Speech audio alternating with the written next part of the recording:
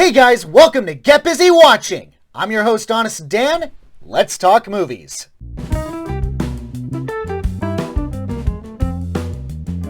Doing a rapid fire this week, so let's hit it.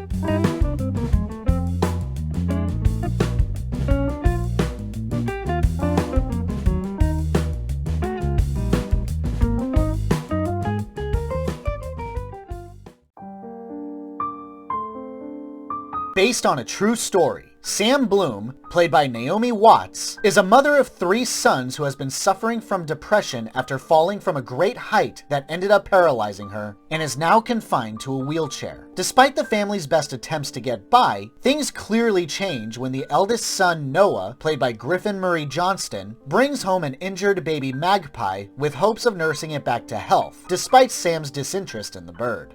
If you've ever seen a movie about a troubled family that's brought together thanks to a cute animal, then you've seen this movie. The real question is, does this been there done that movie do those tropes well? My answer is yes. Actually, it kind of does. I did get emotional. Make no mistake, the moment the ball gets rolling, hell, the moment it starts, you can probably guess where things will go and how they'll end up. If you're a fan of Watts, Andrew Lincoln, and can get behind the family dynamic, then you'll be in a pretty solid space when watching. Watts, as per usual, delivers a stellar and earnest performance, running the gamut of anger, frustration, annoyance, depression, but culminating in something hopeful and inspirational. Maybe a little too on the nose at times, smashing picture frames of old photographs when she was able to walk, closing the curtains to make the living room depressingly dark. This felt really adolescent at times. Still, when she needs to hit the right emotions, she does. The magpie birds were pretty cute, albeit noisy as hell. The boys felt like real kids, loud and talking over each other. Not much depth to them outside of the older kid,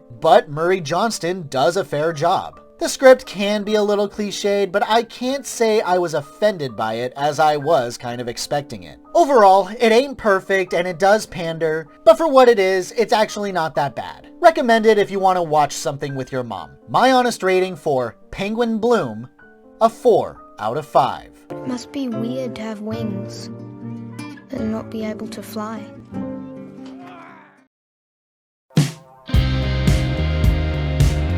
Teenager Zoe Hull, played by Isabel May, is still struggling with the loss of her mother who tragically passed away and is still acting out against her loved ones. However, things only get worse when her school is suddenly attacked by 4 teenage shooters led by Tristan, played by Eli Brown. As both adults and peers are murdered, Zoe fights to stay alive and save everyone she can. Fuck, this is complicated and probably deserves its own review. On the one hand, I can somewhat appreciate that this is that power fantasy of a teenager grabbing a gun and fighting the good fight against a murderous peer. The performances are solid, particularly from May and Brown, so it's not without surface level merit. But if anyone says that this is basically Die Hard in high school, it very much is. Lone hero, picking off the bad guys one by one, pretentious bad guy. The list of similarities is staggeringly copy and paste. And to anyone who calls this movie tasteless, it's not hard to see why. The main bad guy is bisexual, one of his cohorts is schizophrenic, another is a bullied fat kid, and the one female is dressed in punk makeup and clothes. This will not go over well. I want to say that this is lightly counterbalanced by Zoe herself, who hallucinates her dead mother, who helps her survive and provide moral guidance. I am no expert on this topic, so I will say no more on it. It isn't well directed at times, and the portrayal of firearms isn't always accurate, and certainly indulges itself in action movie cliches that really shouldn't be indulged in when it comes to this kind of subject matter. Overall, I don't necessarily hate it, but there is enough to make me uncomfortable, and I'm just waiting for this movie to get torn apart. You won't hear me argue. My honest rating for Run, Hide, Fight, a week 3 out of 5. Isn't it ironic that after all your goddamn hard work, people aren't gonna remember you? They're gonna remember me.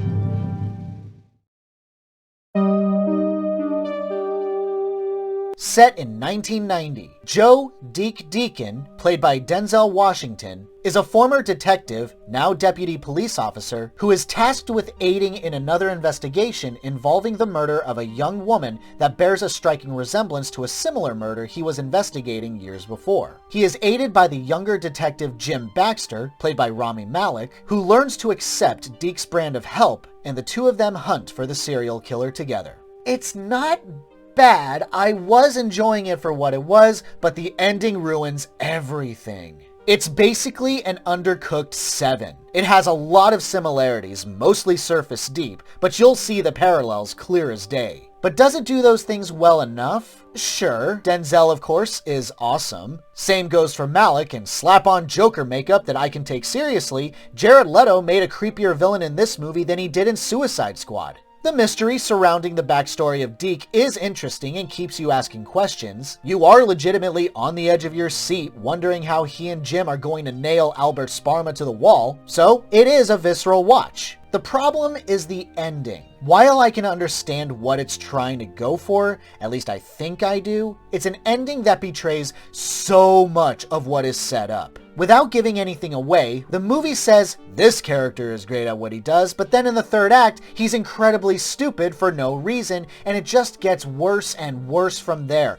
almost to the point of being unwatchable. Overall, for 2/3 of this movie, it's a serviceable crime thriller, but as soon as the third act rolls in, dear God, it almost hurts. My honest rating for The Little Things, a 3 out of 5. Hey, what was Julie's last supper? Roast beef. What? It's the little things that are important, Jimmy. It's the little things that get you caught. Based on true events, set in 1939, experienced excavator Basil Brown, played by Ralph Fiennes, has been tasked by the wealthy widow Edith Pretty, played by Carey Mulligan, to unearth a suspicious hill on her land. Despite the strange request, when he gets to work, he discovers that Miss Pretty's instincts were correct, and Basil has unearthed an Anglo-Saxon boat which eventually reaches the ears and interference of more hoity-toity parties. I wasn't sure about it at first, but it did evolve into something that became surprisingly interesting. It definitely starts off slow. Monotoned Brits chatting away. Oh, this hill looks weird. Dig a hole, old man. I was having a very difficult time finding anything to get attached to, and thought this would better serve as a documentary. But as the story unfolds, legit drama is inserted, and suddenly I found myself interested. Miss Pretty is falling ill and might not have long to live, but she keeps it a secret from her son Robert, played by Archie Barnes. The British Museum bigwigs muscle their way in and seize control from Basil, and because he's not affiliated with them, he doesn't get the credit for finding the boat in the first place. But Miss Pretty constantly steps in and tells the pompous jackoffs what's what. While I can see Robert being annoying to some viewers, as he's one of those kids who's overly inquisitive, asking way too many questions, there's at least some heart to the boy where that's not all he does. He will get involved, he will have his emotional moments that anyone can understand, and for the most part, could be argued that he's instrumental in how the story progresses. With all that said, I have my gripes. When I said that drama was inserted, perhaps there ended up being too much. While I love seeing Lily James in anything that she does, her character Peggy and her husband Stuart, played by Ben Chaplin, have a lot of screen time dedicated to their failing marriage, and a blossoming romance between Peggy and Miss Pretty's brother Rory, played by Johnny Flynn, who have no chemistry with each other. Overall, if this is your thing, it's actually pretty good. I recommend it. My honest rating for The Dig, a 4 out of 5. From the first human handprint on a cave wall, we're part of something continuous. So we don't really die.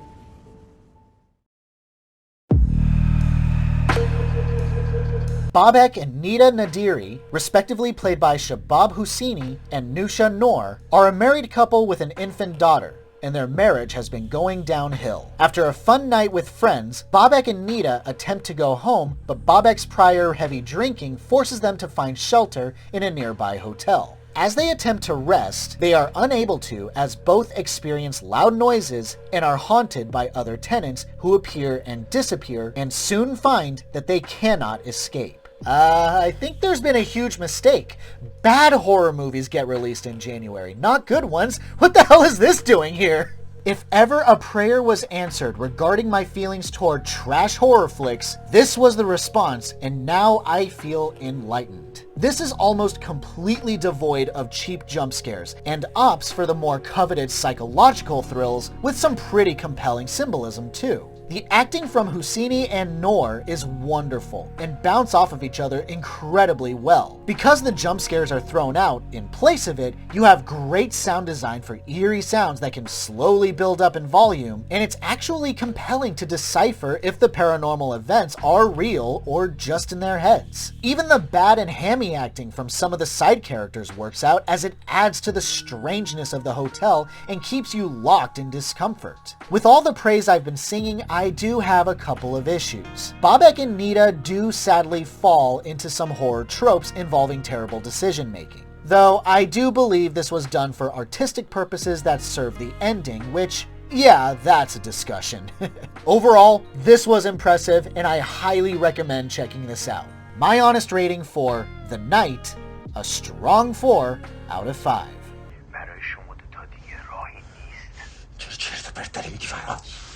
چت زدی باز؟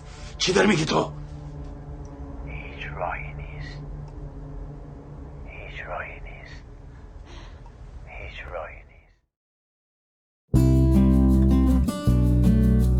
Palmer, played by Justin Timberlake, has just been released from prison and has returned home to begin his new life as a free man and live the straight life. Despite the hardship, he lives with his loving grandmother Vivian, played by June Squibb, and eventually finds a job. However, the biggest impact on his life is the young Sam, played by Ryder Allen, who tends to like feminine things and has an absent mother named Shelley, played by Juno Temple. After Vivian passes away, Palmer takes it upon himself to take care of Sam, and the two develop a close bond. Wow. Not bad.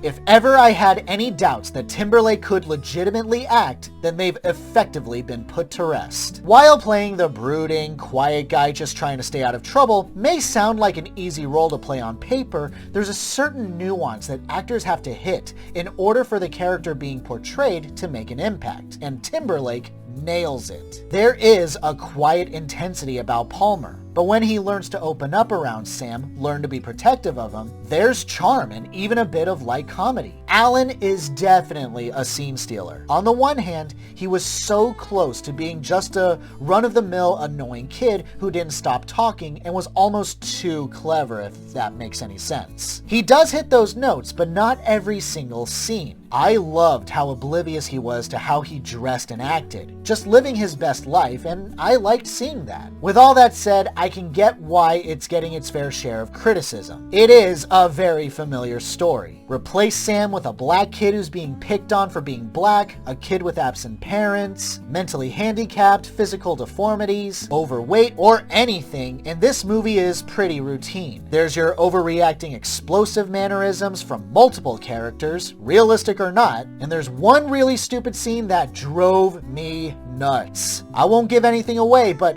call the police! That's assault on a child, damn it! Overall, I'm not going to call it the most memorable film, but the acting does elevate it, so I'm still recommending it. My honest rating for Palmer, a 4 out of 5. Look, there's things in this world you can be, and there's things that you can't. Okay? How many boys do you see on that show? None. And what does that tell you? That I can be the first.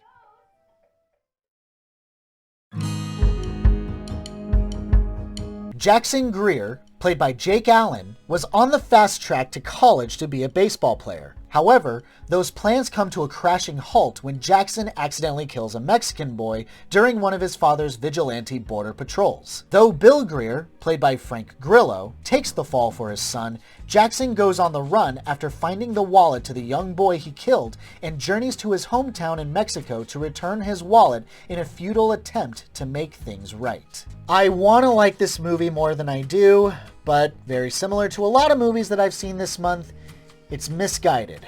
I understand that this is a slow burn kind of movie, teaching an uncertain young man a lesson about understanding, owning up to what you do wrong, all great lessons that I can get behind, but the details that help shape that narrative feel disconnected. We have a family that patrols the border against illegal immigrants on the thin basis of most of them running drugs and weapons across their land. So why is Jackson having pit stops where he meets and befriends other Hispanics on his journey to Mexico? What preconceptions did he have that changed his mind about them? Did he even have any? Was that even what the movie was going for? I legit have no idea. All I was seeing was a white boy dodging responsibility and gets to be happy while on the run, helping a family tame a wild horse, go out for drinks, watch turtles race, even reading to a kid the adventures of Huckleberry Finn. It's a whole lot of what the hell am I watching? The acting is not the problem. Its heart is in the right place. I can even appreciate the lack of subtitles for when characters are speaking Spanish,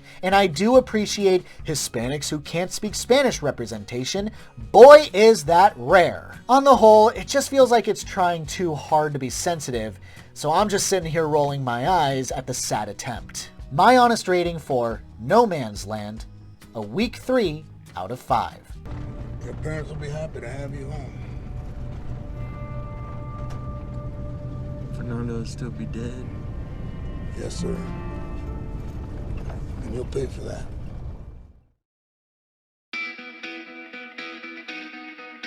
Anna, played by Malin Ackerman, has been having a rough go of it lately. Her business is crumbling, her car was repossessed, among many other things. In order to get her out of her funk, her best friend Charlene, played by Dulce Sloan, brings her to a secret all-female fight club to let out her aggression. However, the situation becomes complicated when Anna inadvertently challenges the club's most violent member, Olivia, played by Bella Thorne. It's not very good, but I still kinda liked it.